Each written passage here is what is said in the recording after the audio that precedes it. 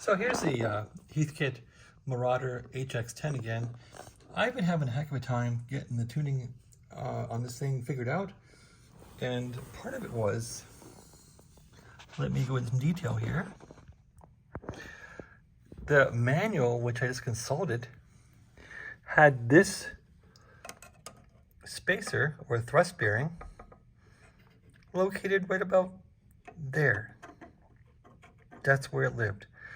That's where the manual says to put it. I see no purpose in that thrust bearing being there, nothing. These worm gears have their own set screws. They don't need help.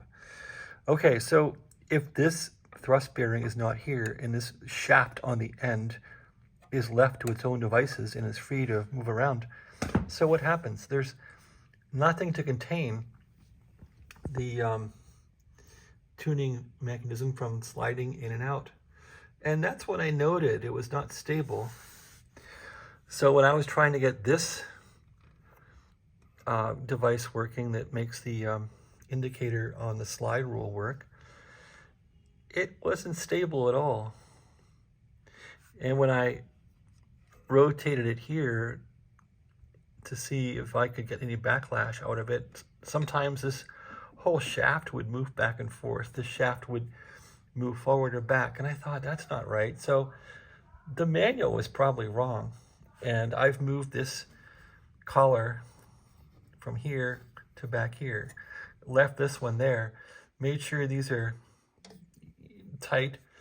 And now I get some really, good coasting rotation. I can coast this thing back and forth and it just goes. So that's a good sign. So now the next step is, of course, is to hook up Mr. Difficult here and see if this thing will work. Also, I want to make sure this is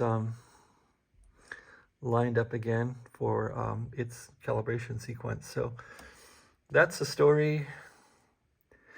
Making slow progress on this. Of course, this gear here will interface with this worm gear, and what they're saying is just let it drop down and then pull it up a tiny bit, and the spring tension will lash it. So maybe this thing's finally going to work right. We'll see.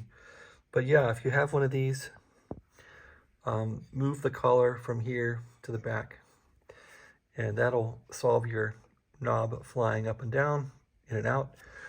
And then you want to adjust the big weight here, not to scrape this limiter. This is actually a limiter rotation to only so many degrees on the shaft. It'll have a hard stop on either end. So make sure this wheel is not scraping the limiter. Make sure it's not too far forward and scraping the front of the chassis. Make sure it's not scraping the wire bundle below it.